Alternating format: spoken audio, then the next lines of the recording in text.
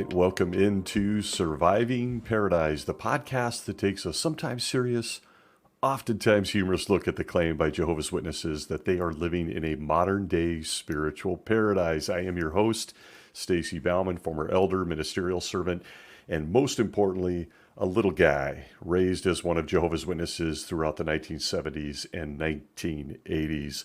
As I do, I always issue a warning. We try to have some fun here on this little show, and of course the fun is all mine and from my own perspective. Try to heal, try to laugh, often have tears. The sarcasm, humor, and anything else is all mine and never ever meant to offend anyone. Simply one perspective on a giant rock floating through space. So keep that in mind, and also welcome in if you've stumbled into this little show. We would love for you to stay, especially if you're exploring Jehovah's Witnesses or you are a witness wondering about a few things surrounding that group. Okay, I am big on gratitude. So once again, I want to send out a big thank you to all that take the time to listen to this crazy little show, as well as all the likes and the feedback, even some of the criticism. Always open to that, and I truly mean that people have been sending my way. Want to thank you for the great reviews on the podcast platforms and whatnot. It's all invited, and within reason, I truly, truly appreciate the feedback. I'm really personally grateful for some of those positive reviews on the platforms. Thanks again to you folks, as well as those that listen and take the time on YouTube, which is just a crazy little platform this guy's trying to get used to. So again, huge, huge, huge thanks. Thank you to all of you. That's from the heart. I talk a lot about human relationships on this little show, and that's because the human experience is so much more interesting to me than just sitting here and reviewing doctrines and timelines and publishing dates and all that stuff. There are incredible people all over the internet and in podcasts and YouTube giving deep dives on why overlapping generations are absurd, the evil of the blood doctrine, shunning, and more. But I like to approach all the same subjects from a slightly different perspective. Trust me, I realize I am not for everyone, and I know that. And folks, that's okay. I'm okay with that. I know no other way to express that aside from just validating that right now at the beginning of this particular episode. So I focus on my own experiences, my own observations, my own brain benders as they pop up from time to time on this show. And most importantly, what's important to me is how it affects people's daily lives, their thoughts, their relationships. With all of that said, I want to talk about something I personally have always found very important on this journey called life. I want to talk about friendship. I think we would all agree that friendship is really, really important for a happy life. Outside of family, friendship is the first real relationship dynamic we develop as a human being. It literally starts from the time we're a toddler. You see little guys running around in their diapers, hugging and kissing. They don't have a care in the world. The power of friendship is a complex subject for anyone and everyone, and I'm not going to attempt to be a psychologist or an anthropologist or anything else here. In a few words, friendship is warm. It's a much-needed blessing in this life, at least in my opinion, and it only becomes more valuable as you get older. At least that's been my experience. I love all things Mark Twain, so you are warned.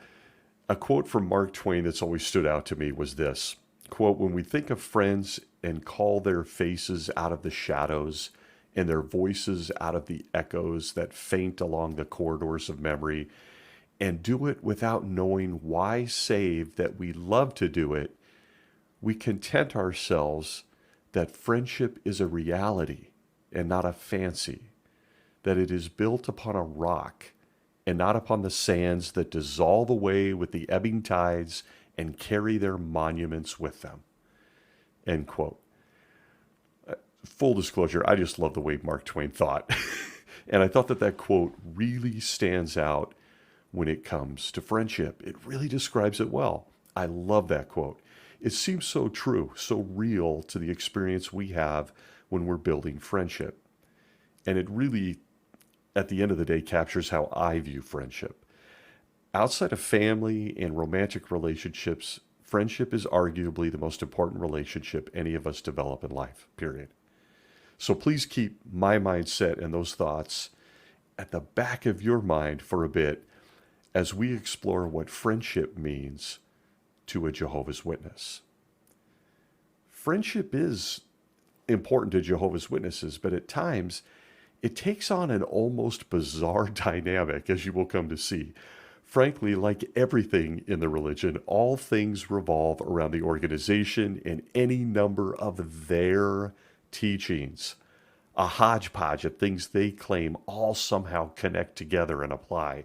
And it creates some real world problems in human relationships and friendships. Imagine that, huh?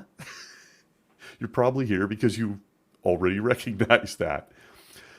But when it comes to friendship, what blows my mind about Jehovah's Witnesses is gone is the idea that character, that sacrifice, that loyalty, that love, that generosity, all those things that are earmarks of lifelong friendships, they're just gone when you define friendship within Jehovah's Witnesses.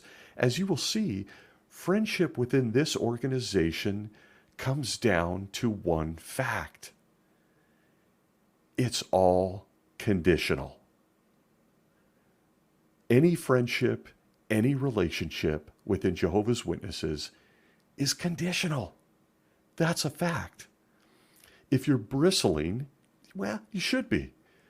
And while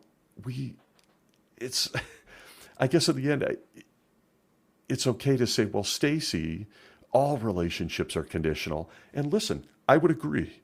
I would agree with that. They are conditional. You're not going to stay with someone who harms you or someone who cheats on you or someone who doesn't show high character. But let's go beyond that piece. It's very different for a Jehovah's Witness because everything in your relationships, including friendship, revolves around the religion. Friends within Jehovah's Witnesses can't simply agree to disagree and continue on as friends. And every Jehovah's Witness knows this. But let's go back and let's start at the beginning in their book, the Bible. What does the Bible say about friendship? It turns out it has a lot to say about friendship, And if you've ever been a Jehovah's Witness or you currently are a Jehovah's Witness, you will immediately begin to nosedive down the hole of hypocrisy based on your own experiences on all things friendship. And might I add, much like family life and shunning, friendships within Jehovah's Witnesses, in my opinion, truly expose the cult-like control this organization has over people and their minds. It's one of those things that you could tape to a wall and go, yep, I'm putting that on the list of things that really make me believe this is a cult. So let's jump in, and you'll note, again, going back to the Bible, that the Bible cuts to the chase on all things friendship. In John chapter 15, verse 13, it says, "No one has greater love than this, that someone should surrender his life in behalf of his friends." End quote. From their website, Bible Teachings, Bible Verses Explained, in a discussion of that verse, of John 15:13, it says this, quote, "Jesus was helping his followers to understand that their love should be so strong that they would be willing to die for one another." End quote. So according to the Bible and according to their own literature as an explanation, friendship is deep. It includes the willingness to even give of your own life for this person that you call friend, that you love. It doesn't mention a lot of other qualities as to what a friend should be, but it does say that. You would have to be willing to make the ultimate sacrifice according to Jehovah's standard for friendship. It's pretty straightforward. Wouldn't you agree? So you would expect that everything less than dying for this friend like being roommates or giving me a ride or hugging me when I'm down or listening to my problems or disagreeing or anything else would be light years easier to do as a friend, right? This is your friend. And I'm not going to go too much deeper, again, into psychology or imperfection or personalities and more. I'm just sticking to the facts, including the facts taught by the Bible and Jehovah's Witnesses. And if we can actually see them manifesting in their relationships and their congregations. And listen, something that just popped into my head. I have to always say, when I've thought of that verse in the past, my brain goes to the district conventions back in the day. And if you're wondering what you were witnessing when the doors to your local arena were opened on the first day of the district convention, well, so was I. If you've ever witnessed this, and I'm looking at you, my fellow former attendants, you've never seen anything like it. Unless, of course, you went to a concert with festival seating in the day, like I did as a kid. But you'll see well-dressed men, women, children, or should I say friends, out racing friends for a better seat in a 10,000-seat arena. The same friend that would die for you might just run you over or knock you down with his igloo lunch cooler and book bag. Because everybody needs to be closer to the stage where a motionless guy in a suit and tie standing at a podium doing very small hand gestures can be seen better.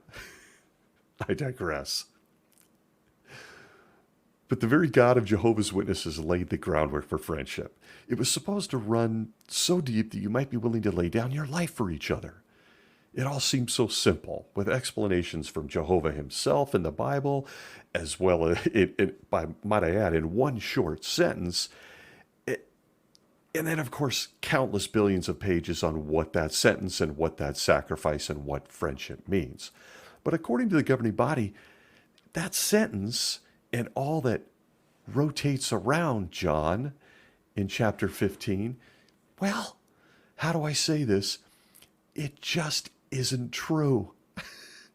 Friendship within Jehovah's Witnesses is incredibly conditional. And so it begins. And it might all start with the fact that you're not allowed to have a friend who isn't a Jehovah's Witness. Let's start there. Again, friendship and the foundation and groundwork laid within the scriptures and in countless magazines and books is that you should be so loving and so committed to this friendship that you're willing to die for that person. But let me tell you something. That person has to be a Jehovah's Witness. Throw out the fact that they might be a great person. If they're not a publishing Jehovah's Witness, actively preaching the word, who can stand next to a book cart in the rain, then you shouldn't even be considering them as a friend.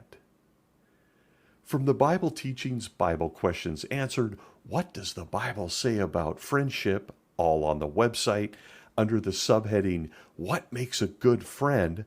A Jehovah's Witness, young or old, is told this, quote, the Bible teaches that good friendship should be based on something deeper than similar interests or hobbies. For example, at Psalms 119, verse 63, it states, I am a friend of all who fear you and of those who keep your orders. End quote. You'll note that the Bible writer states that he chose friends who have a healthy fear of displeasing God and a desire to live by God's standards, true, end quote. Counsel from the faithful and discreet slave on friendship. So first, thank you, Watchtower writer. I caught that. The first condition to friendship as a Jehovah's Witness is that anyone you call friend must also be a Jehovah's Witness.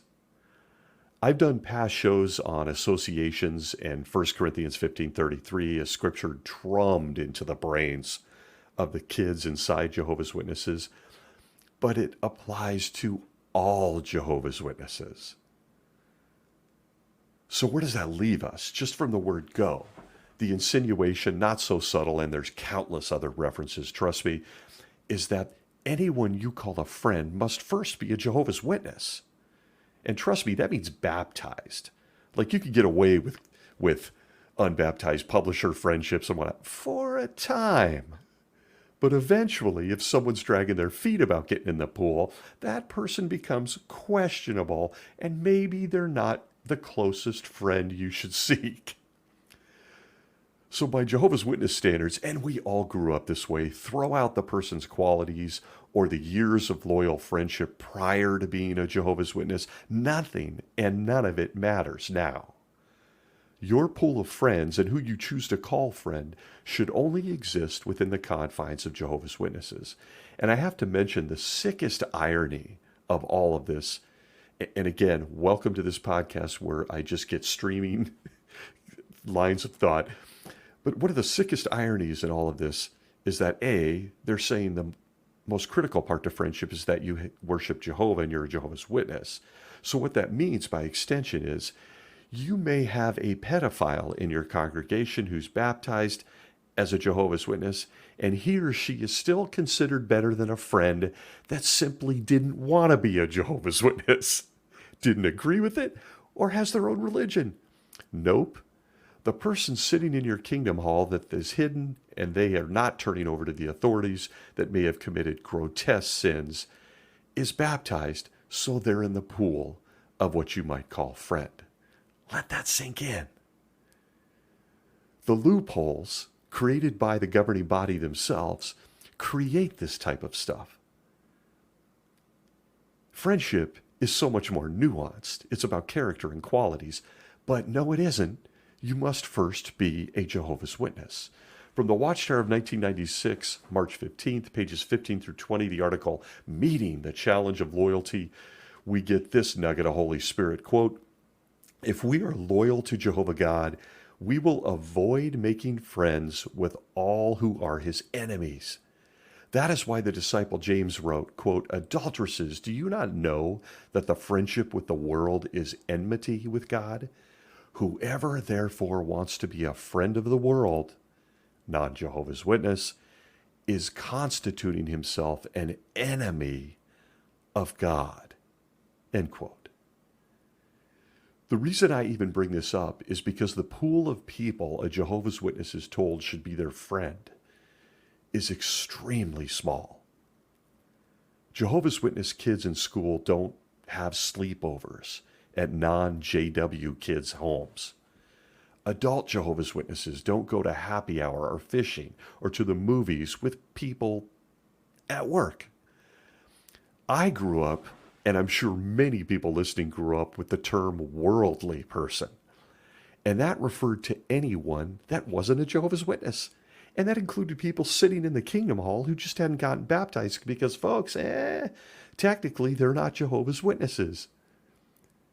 And looking back just culturally at my own experiences, do some Jehovah's Witnesses disobey this rule? Oh, yeah, of course. And frankly, this podcast host did. I absolutely didn't listen to this. But listen, it's highly frowned upon, and it can lead to bigger problems as you mature. And the governing body spends millions of dollars in print and videos now to wedge their way into anything or anyone that resembles a friend. An intimate relationship that all of us enjoy and treasure, that now suddenly they're sitting present for. And you can only choose another Jehovah's Witness. From the Life and Ministry Meeting Workbook from April 2020, also on the website, we get this, quote, although we likely see some good qualities in our neighbors, workmates, or schoolmates, does that mean that they are good associates?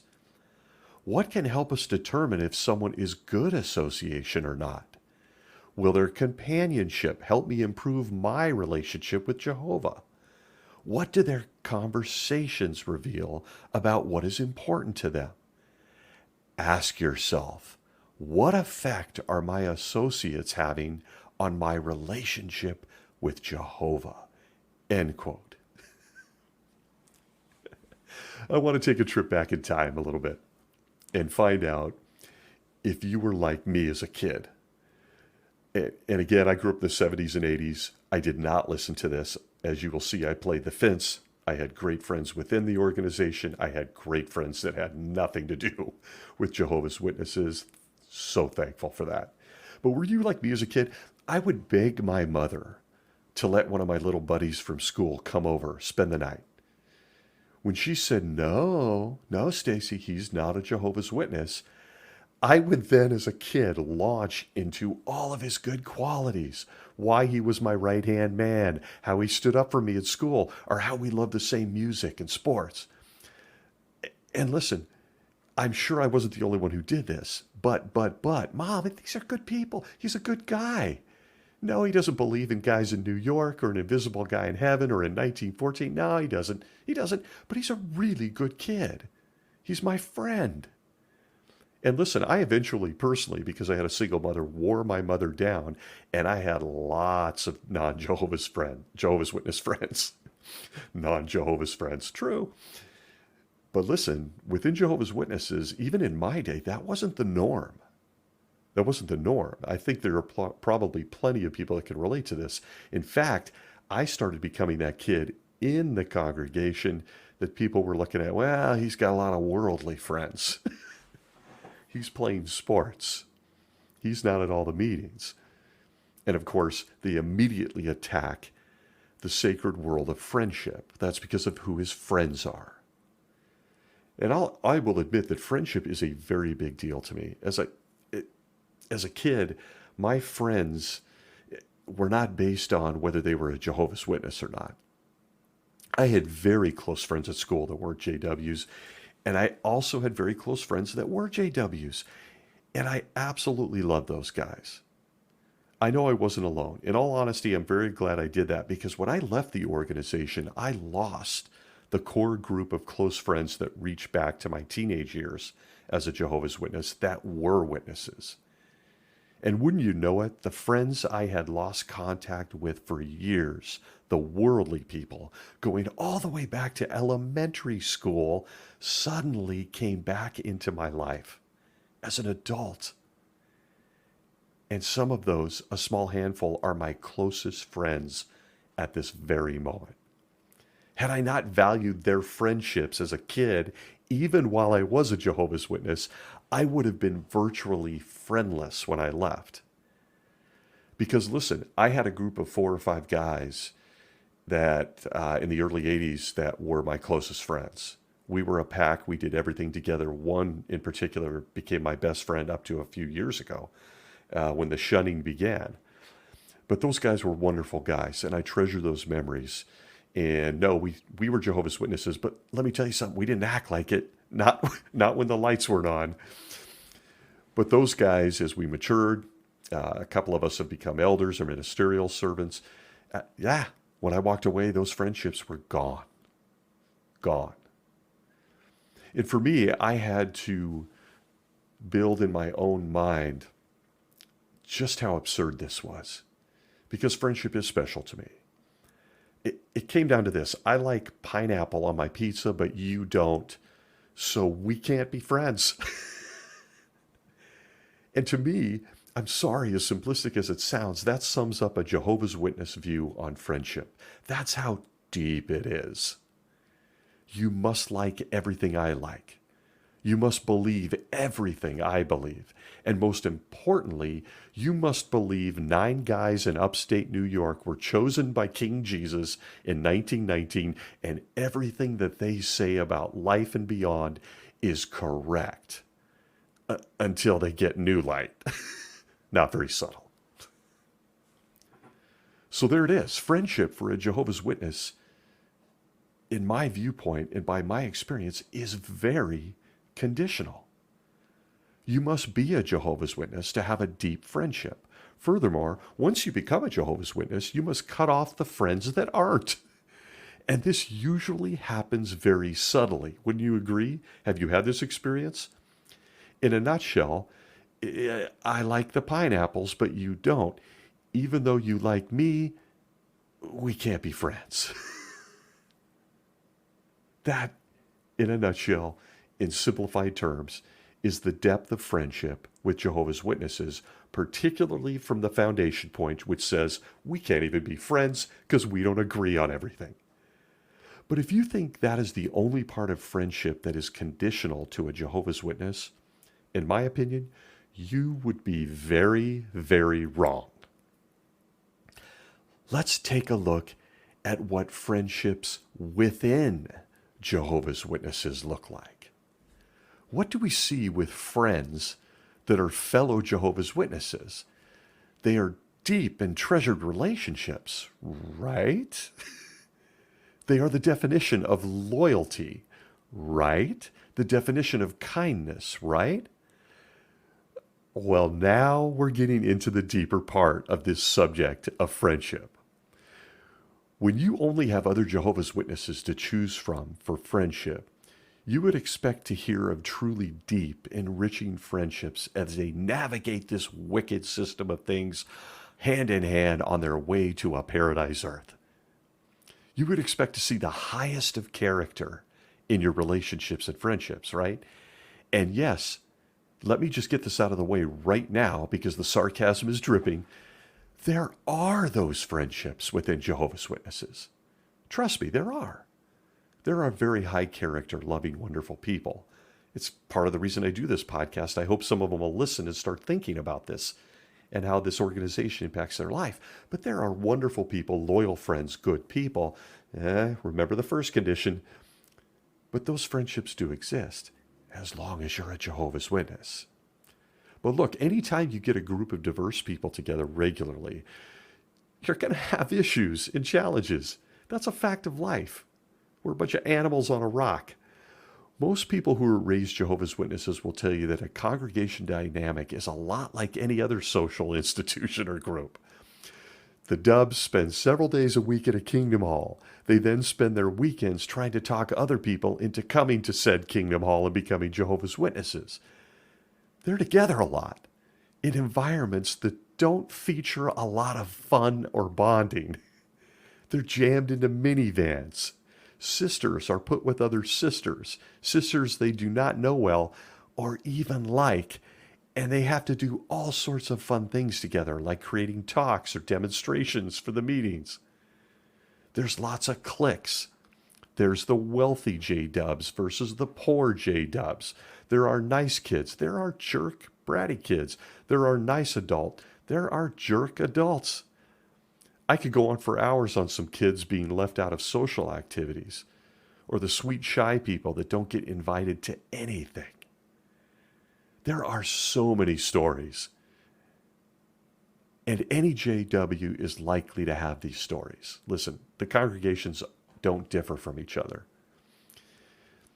In this way, I guess it's my way of saying that Jehovah's Witnesses aren't necessarily unique to other groups. But do I have to here point out that many of these very things are conditions?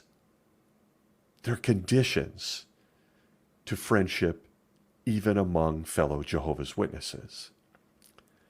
But again, based on the bold claims by the governing body that these are God's people and they're willing to die for you, they should stand out from the rest of anything else we see on planet Earth in terms of friendship, right? On average, you should be able to rely on anyone within Jehovah's Witnesses to be a truly great friend, right?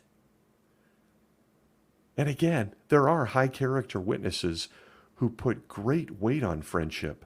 I was friends with some of them. I was very lucky, very blessed. They're loyal, kind, they're always available. But here is my bold claim on this subject.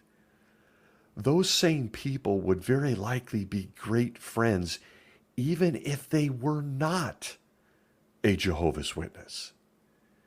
And as I aged within the organization, that became very apparent to me. The same qualities that attracted me to my friends that weren't witnesses were the same qualities that attracted me to friends that were witnesses. It's that simple. Those same people would likely be great people in any walk of life. I don't care if they were an atheist or they were agnostic or if they were a Christian. They're just good people. awesome people with awesome character. Sure, being a professed Christian may have enhanced their character. It does. But in many cases, that character and that person was always there. It wasn't put there by Jehovah's Witnesses. And I'll tell you, on all things friendship in a congregation, the depth of how you view a friendship as a witness is truly all-encompassing, at least in my opinion. I mean, we walk through this world being told that fireballs are going to hit us any minute, the earth's going to open up, and everyone's going to die around us, even good people, just because they didn't get baptized. They're all going to die. And so you look to people in a Christian congregation of Jehovah's Witnesses and you think, I can depend on these people. And it might be one of the biggest blows to find out that you really can't unless you meet certain conditions. For me, I developed in life and grew in life without a father. And so I clung on to all things relationship driven as was taught to me by the organization.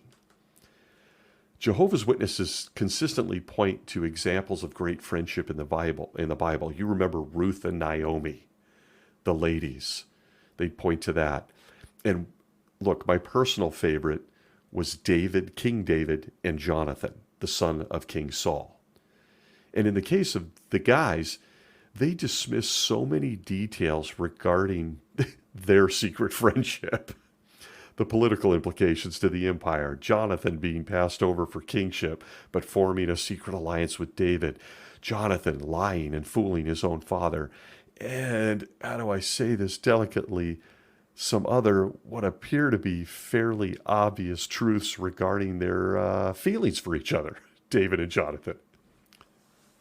But they point to those guys as a great example of what a friendship should look like. And look, I'm gonna drive off the road here for a minute, because David and Jonathan are used consistently throughout Watchtower articles as what best buds should be.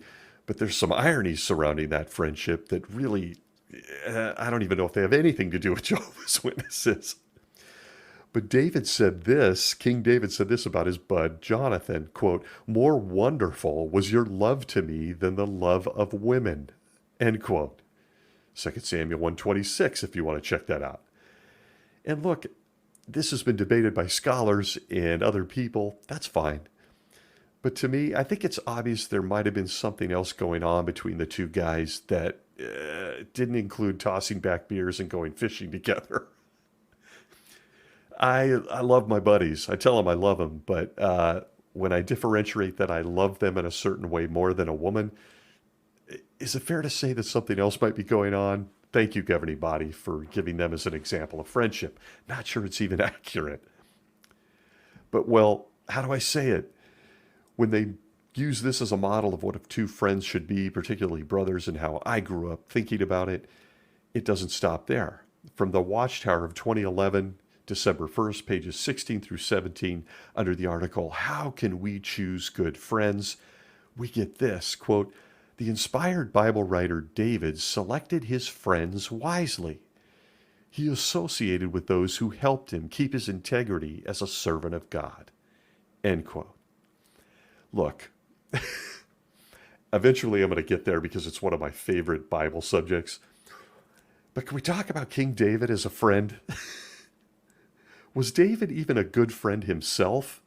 They point to him and they say, make choices like David did. He only chose people who love Jehovah. But let's get deeper. David as a man and as a friend, was he really a good friend himself? I often wondered if the other guys every time David showed up to a party or in a room, the other guys yelled, "Hey, David's here, hide your wives." I mean, the guy had issues with this. Even when his adulterous child died at Jehovah's hand, he threw on some clean clothes and had a meal and said, it's in the past, let's get over it. What? And an examination of his character deserves literally 2 more hours, but let's just say he had some soldiers counted at one point, known as the census sin by the Watchtower Bible and Tract Society, where he blew it and decided to count people when Jehovah told him not to. He was given the choice of running for his life for 3 months or having his innocent people killed by a plague. Jehovah gave him the choice. David, you can run for 3 months from your enemies, or all of these people who know nothing about you counting these soldiers can die. Guess which one David chose? 70,000 people who had nothing to do with his decision died. David went back to his throne, a few bottles of wine, and his wives, like nothing ever happened. And yet, David, and pointing to him as someone who made good choices on friendship, was David a good friend? Was he a good king? Let's move on. But to David's credit, for whatever that is worth, I got to point out the good. He married Jonathan's sister Michal. He took care of Jonathan's son Mephibosheth, who was crippled. And isn't it all ironic? David and Jonathan were both disrespecting Jehovah's visible organization, King Saul at the time, and they may have liked each other really, really well in a more romantic way. And David had major character flaws, but they stayed friends. Huh. Would you see that in a congregation of Jehovah's Witnesses today? Looking and asking you, 9 guys in upstate New York, pointing to David and setting him up as an example on how to choose friends, when his story is so sordid, and a story that wouldn't survive a judicial committee in 2023. But let's look to him on how to choose good friends. He was a great friend himself. I digress. Stream of consciousness. At Proverbs 18:24, we get this. Quote, there are companions ready to crush one another, but there is a friend who sticks closer than a brother. End quote. Again, just don't get in brother best friend's way as he tries to save seats at the district convention, or if you were appointed as an elder or pioneer and, well, he wasn't. And I'll try to be respectful here, but have you seen this with the sisters in a congregation? Have you seen them turn on another sister? The cold shoulder, the gossip, the slander, they're all on the table when no one wants to be her friend. And let me tell you, as an elder, I've been brought into many smackdowns between sisters in the congregation. Even when the council session is over with the elders, the cold shoulders continue. So I agree with Proverbs 18:24 here. There are truly companions ready to crush one another. And some of them are in Jehovah's Witnesses. Again, we see this in all walks of life when it comes to friendship. But we can't pretend that this doesn't exist when you consider friendship in the local congregations of Jehovah's Witnesses, even when the governing body goes out of its way to say it doesn't. A friendship you may have considered rock solid, dependable at the deepest levels, can and will disappear in a split second inside Jehovah's Witnesses. I can tell you, I can personally relate to this. My very closest friends, 2 brothers in particular that go back to my teenage years when we were J-dubs drinking and chasing sisters, suddenly, and without even a goodbye, started shunning me after almost 40 years. Why was that? Because I no longer believed in Jehovah's Witnesses. I like tomatoes, they don't. Friendship over. It's truly that absurd. And the cowardice to not say goodbye after almost 40 years, absolutely wild. And why do I say that's wild? Because using just my own experience, you think you know these people inside and out, that they would give their life for you, that you've shared so many memories. You have the deepest of friendships. But guess what, folks? Even those were conditional.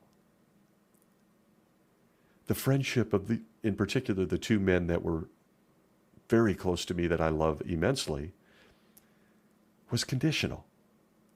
It wasn't about me. It wasn't about my personal character. It wasn't about the decades of memories, of help, of loyalty. It all came down to the fact that I no longer believed what they believed. Conditional. If you were fortunate enough to have deep friendships as a Jehovah's Witness, you likely know that it will all evaporate if you do one of these two things.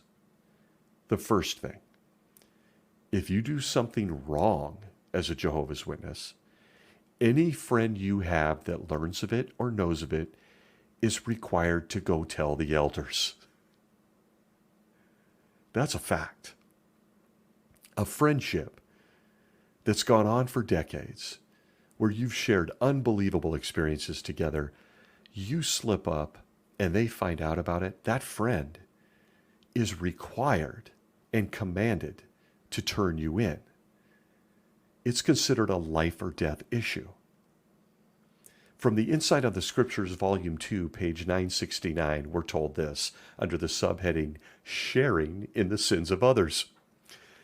Quote, a person can become guilty of sin before God by his willing association with wrongdoers, by his approval of their wrongdoing, or by his covering over their conduct so that the elders do not know about it and take appropriate action. Timothy was warned by Paul against being a sharer in the sins of others, and it continues, an entire nation could become guilty of sin before God on the basis of the above principles. End quote. And listen, trust me, I heard this many times as an elder, that by not telling the elders your dear friend's secret, sin, problem, doubt, any of that, you were endangering the entire congregation. Jehovah would remove his Holy Spirit based on something two friends kept between themselves. Because that's how Jehovah rolls. He will make everyone pay. You see this in the Bible. Look no further than the nation of Israel, or how about Achan stealing and burying some stuff in his tent so everyone dies, including his kids. But this is taught to you at a very young age in Jehovah's Witnesses regarding friendship. You can't have a friendship, a depth, a confidentiality. Anything that goes on between you two must be reported, even if it's your best friend. The Awake, number 3 of 2019, under Family Life and Friendships, says this, quote, strong friendships stem from a sense of commitment and trust, end quote. Unless you're a Jehovah's Witness. Trust? If you break a Jehovah's Witness law, your friend is going to turn you in to the elders. 3 guys that know nothing about you, for the most part. In the least, your secret or problem will become the knowledge of the entire body of elders. That's how it works. Who then appoint 3 guys to learn the nitty-gritty details. The congregation will likely get an announcement that you did something wrong. And oh, for those naive enough to believe that this is not all conditional or conditional, let me assure you that the elders' wives somehow know all the details of something you meant to share only with that close friend who we are told you're supposed to trust and is willing to die for you. Conditional. And the Bible supports confidentiality among friends. That's where the great irony is. When you consider building a friendship as a Jehovah's Witness, it actually supports confidentiality. But then the governing body says, if you don't tell us everything going on that your friend told you, the whole congregation gets to suffer. Jehovah will remove his Holy Spirit. Even worse things might happen. But on friendship and confidentiality, again, going back to the Bible, Proverbs 17:9, the New American Standard Bible says this, quote, he who conceals a transgression seeks love, but he who repeats a matter separates intimate friends, end quote. It seems pretty clear in terms of what friendship should entail, right? Confidentiality. Telling somebody else separates those friends, and yet the Bible's own words mean nothing. to Jehovah's Witnesses. That's a fact. It all goes out the window if your friend has done something that the organization deems wrong. That friendship you have treasured for decades means nothing now. The fact that your friend needed a hearing ear or a hug or some advice or to keep this all private, it's all a moot point. You are now required to share everything you know with three guys that aren't part of your friendship. You see, the organization is more important than friendship. No matter what you've been through together, no matter the years spent nurturing and building this relationship, all the memories, they're nothing when compared to some man-made law that centers around controlling every aspect of a human being's life. It's truly uncanny. And while I could talk about a million things regarding friendship, I picked two. That was the first one. And how it impacts a witness. Because this sort of thing doesn't happen outside this organization. Friends come together and lean on each other and tell each other everything and support each other and got each other's backs. You could do that in Jehovah's Witnesses up to a point. It's conditional. All things friendship are. So that was the first of two conditional factors surrounding friendship. What is the second? Well, look, based on what I've chosen here in that first one, it's probably obvious. If you disagree with your intimate, lifelong friend about anything inside Jehovah's Witnesses, and then just decide to peacefully leave the organization, that friendship is dead. It's over. I mentioned a few minutes ago that I had two guys, and by extension their wives, as you grow up and get married, that I deeply loved, that were two very good friends, insanely close to, and loved like brothers. I had them both completely ghost me after 40 years when I decided to leave. And listen, as I do here, I'm very transparent. I share my emotions, good, bad, ugly, my shortcomings, good, bad, ugly. And on this one, I have to tell you, I wasn't very upset. I wasn't. Those around me said, aren't you devastated by that? All these pictures, all these... I said, no. I think the chapter came to an end. And it frankly exposed what the friendship at its core was about. I was only disappointed that they didn't say goodbye. That one shocked me. The level of cowardice in not calling someone of 40 years that you grew up with, you sinned with, you did all sorts of stuff with, and not just saying goodbye. I have zero respect for that and what they did. It's so unbelievably cowardly on their part. But their loyalty is with the governing body. And always knew it would happen after telling them that I was leaving. I knew it. So when I discovered they had removed me from everything and weren't returning calls, I knew that the gig was up and the friendships were over. By definition, sad. But oddly, I never have been and I wasn't. I knew it was coming because that's friendship within Jehovah's Witnesses. I'm often asked, oddly enough, again exposing myself here, if I miss all of my Jehovah's Witness friends. And I have to be very, very honest here. Hopefully my track record shows I tell that or share that. I wasn't very sad. It didn't make me sad. I didn't even really think about it when I decided to leave. I was at peace with all of it well before it happened. I knew the price of friendship when you leave Jehovah's Witnesses. But by definition, isn't it truly something? Some guys in upstate New York have such control over their people, over the human minds and their hearts, that they can force someone you've known intimately for decades, been through hell with, been in their weddings, fought for them, all those things, they can make those people just disappear in an instant. And why again? Because you like tomatoes and they don't. And if you think I'm trying to simplify it, sorry, I disagree. It's truly that simple. It's ridiculous. It's absolutely absurd. The friendship of a Jehovah's Witness, friendships within that organization, are only as deep as you agreeing to believe what they believe. That's it.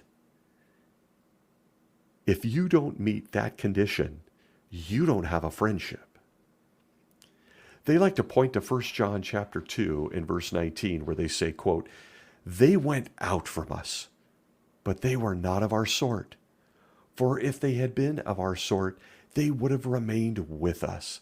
But they went out so that it might be shown that not all are of our sort." End quote. I got to tell you, 1 John 2:19 to me looks like a great example of gaslighting. It looks like a gaslight.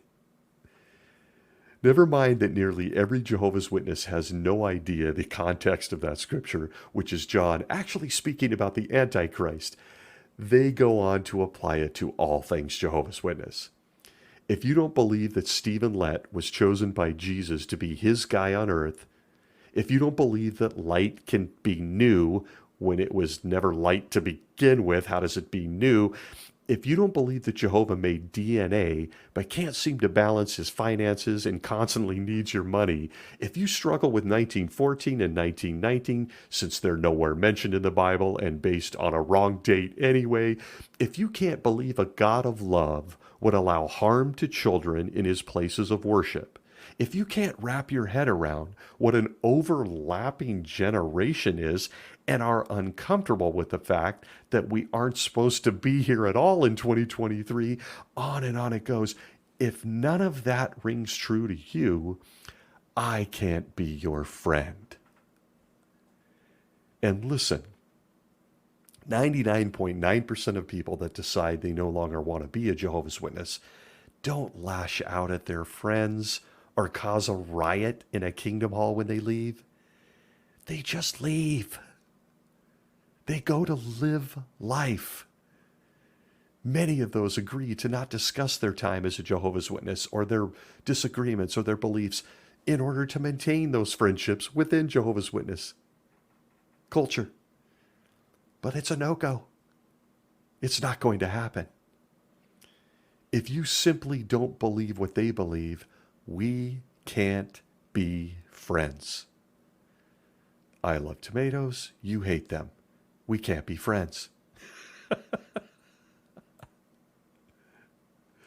But they lie about this too. They lie about this too. They try to put on a front to the world that, oh, that's not true. That's not true at all. It's true. From the frequently asked questions part of the website that Jesus built, we get the article, "Can a person resign from being one of Jehovah's Witnesses?" End quote. Quote, get this. Yes, a person can resign from our organization in two ways. By formal request, either orally or in writing, a person can state his decision that he no longer wants to be known as one of Jehovah's Witnesses. Okay, sounds simple. Back to the quote. Second is by action. A person can take action that places him outside our worldwide brotherhood. Gee, what could that be? Not agreeing that Judge Joe Rutherford was inspired? For example, he might join another religion and make known his intention to remain part of it. End quote. What isn't mentioned in this little snippet on the website at this very hour is that the friendship you've held as a treasure your entire life is now gone. And if that dear friend tries to maintain the friendship and they get caught being your friend, they themselves risk being disfellowshipped and shunned. You see, as a Jehovah's Witness, you don't choose your friends. The governing body of Jehovah's Witnesses chooses your friends. And oh, this gets good. They've even recently claimed they don't shun people who don't want to be a Jehovah's Witness. But are you ready for this? The same article under the frequently asked questions section on the website at this very moment asks, what if a person no longer preaches or attends your meetings? Do you view that person as having resigned? No, we do not. Resigning or disassociating oneself is different from becoming weak in the faith. Wait a minute, what? They just stopped telling other people about this insanity, but I'm being labeled weak Do you see the shaming and gaslight? It continues, quote, often those who for a time slow down or stop in their worship have not abandoned their faith, but are suffering from discouragement. Note the next section. Quote, rather than shunning such ones, we try to give them consolation and support. End quote. Wait a minute. Is shunning an option here? I thought you've been claiming all over the internet and in recent media articles that you don't even do that. This crew slips up and exposes themselves so often it almost gets boring. That's right. You say, I don't want to be a Jehovah's Witness anymore, but I want to keep my friends. I will stay the loyal friend you've known for decades. Is that okay? Folks, the answer is no. It's not okay. We are no longer friends, but without realizing it, they shoot themselves in the foot yet again in the same frequently asked questions section. Under the FAQs, do Jehovah's Witnesses shun those who used to belong to their religion? We get this, quote, those who were baptized as Jehovah's Witnesses but no longer preach to others, perhaps even drifting away from association with fellow believers, are not shunned. They just said in the paragraph above, rather than shunning. Okay. In fact, we reach out to them and try to rekindle their spiritual interest. End quote. Folks, that is exactly what people do when they leave. They want to keep these friendships. They just stop going to meetings or preaching. If, and it is a big if, the elders reach out to you and you tell them, yeah, I just don't want to do that anymore. They fill out paperwork and make an announcement requiring all of your friends to shun you. Under no circumstances do they allow you to continue your friendships. It's laughable, the lying going on by the 9 guys in upstate New York. It's laughable and it's constant. This is on the same page of their website, paragraphs apart. Hey, people just kind of drift away and they don't want to do this anymore. Oh no, we don't shun those ones. They immediately shun you as soon as they do reach out to you and you say, I just don't want to be a Jehovah's Witness, but I want to keep my family. I want to keep my friends. Nope. You are now an apostate and we will be making an announcement. While I never, ever recommend speaking to an elder or even writing a disassociating letter, to each their own, I know the inside works. There is no point in it. After all, why? You're just giving them the power they don't deserve. Some feel that they want friends to know that they're quitting. Big deal. Once again, I like pineapple on my pizza, but you don't. We can't be friends. Nope. Jehovah's Witnesses and friendship. The Watchtower of 1982, January 15th, page 31, under one of my favorite all-time articles in every magazine, I think it's gone, questions from the readers, we get this. Quote, in either of these two situations, the person by word and or actions has clearly terminated his status as one of Jehovah's Witnesses, disassociating himself. Hence, the elders will announce briefly to the congregation that this individual has disassociated himself. Those in the congregation will accept the person's decision and thereafter will view him as a former brother and whom they would not fellowship. End quote. From the Watchtower, July 1st, 1984, page 31, question from the readers, we get this, quote, occasionally, a witness on his own initiative will decide to leave the way of the truth. The elders would then make a brief announcement.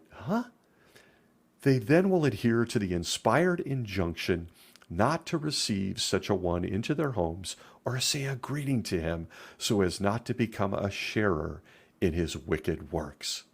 End quote. So if you're keeping track, and hopefully I'm doing a good job of it, they say a person can drift away. You can still keep your friendships. We'll try to reach out to you. In the other side of their mouth, they say that person's obviously disassociated and themselves will make an announcement. And if any of you remain friends, you too could be shut.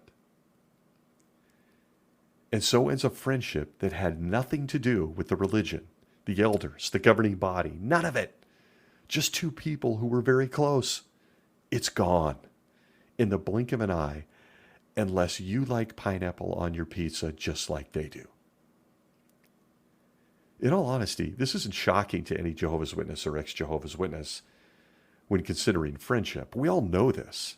They separate families. Of course they destroy friendships. And finally this, which in my opinion exposes these governing body guys for who they really are.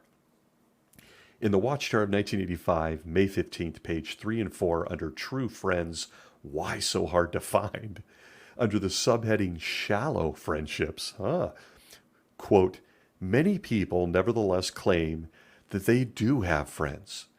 But how much depth is there to such relationships? Listen to this. Often a person takes an interest in someone because of what that one has to offer, not because of what he is. Such friendships are therefore likely to be short-lived, for as soon as the friend ceases to be useful, he or she is promptly discarded. End quote. What can I say that they haven't already said right here in this quote?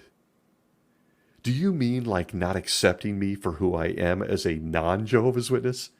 We can only be friends if I believe what you believe. It never gets that far because they've already discarded you. And then Jehovah wanted to be sure you read this from the same article. Quote, even having things in common is not always a sufficient basis for a lasting friendship. God, I miss the 80s Watchtower articles. Back to the quote. The Brazil Herald once told of two close friends who enjoyed making the rounds of taverns and drinking heavily on weekends.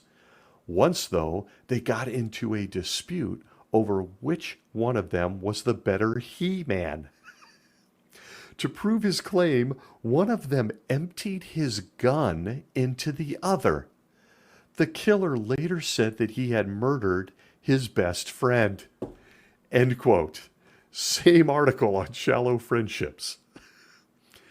In spite of all the difficulties and obstacles in the way of friendship, however, the fact remains that we all have an innate need for friends. End quote. So again, they openly claim a person takes an interest in someone just for what they can get out of them. It sounds an awful lot like Jehovah's Witnesses, and then discard them when they don't need them anymore, when you don't agree with them anymore. But then they relate an experience of two guys that were best friends, got drunk, got into a fight. One of them shot the other one up and said, hey, we all need good friends. I can't believe some of this stuff has been put to print. It's so mind-blowing. Why this is considered food at the proper time, I guess it's outside my brain. I don't know. Yes, all things friendship, according to the governing body of Jehovah's Witnesses. Friendship is such a precious thing. And it's just incredible that it gets reduced to this. This is what an intimate, a relationship with such great depth, the deepest outside anything family or in partnership, marriage. It gets reduced to this. I wanted to mention a couple of other tidbits on all things governing body, Jehovah's Witnesses, and friendship that I found just mildly interesting. The first one comes from the Awake of December 8th, 2004. Can men and women be just friends? Uh-oh, I'll bet we know where this is going. Quote, can men and women who are not married to each other be friends? That depends on what we mean by the word friend. Jesus was a close friend of Mary and Martha of Bethany, both single women. The Apostle Paul was a friend of Priscilla and her husband Aquila. We can be sure that these individuals shared warm affection. At the same time, we cannot imagine that either Jesus or Paul ever allowed these relationships to drift into the direction of romance. End quote. What? Did they just insinuate that there was actually a chance that Jesus may have caught feelings for Mary and Martha? That the Apostle Paul resisted any thoughts about a threesome? What? The governing body will do everything in their power to control every single detail in friendship. Now, as stated here, and not so subtly, men and women really can't be friends, or they better be really, really careful about it. A second little tidbit from the Awake of 1983, April 22nd, pages 29 through 31, under Watching the World, we get this, quote, "The importance of friends should not be underestimated," says Dr. Vivian Rakoff, head of psychiatry at the University of Toronto. "Without sustaining supportive social structures, people perish. In fact," says Dr. Rakoff, "a lack of friends leads more often to suicide than does either poverty or unemployment." End quote. Do I even need to say it? Considering what I just shared, how do you feel about an organization that knows they are pushing some people closer to possible suicide by taking away their friends? I'll stop there. Friendship is such a dynamic subject. I tried to cover it in my own crazy stream of consciousness way. Despite years of memories of believing you could depend on this person you call friend, that person would never betray you and would always have your back through thick and thin, that person suddenly can toss you away in favor of a publishing company in New York. And in the end, people are asking a question that is a gut punch. Were we ever friends at all? William Shakespeare said it best. He said, quote, "A friend is one that knows you as you are, understands where you have been, accepts what you have become, and still gently allows you to grow." End quote. Well said, Bill. True friendship is unconditional. True friendship is between two people, not 11. Thanks for listening in this week. Wherever you may be well.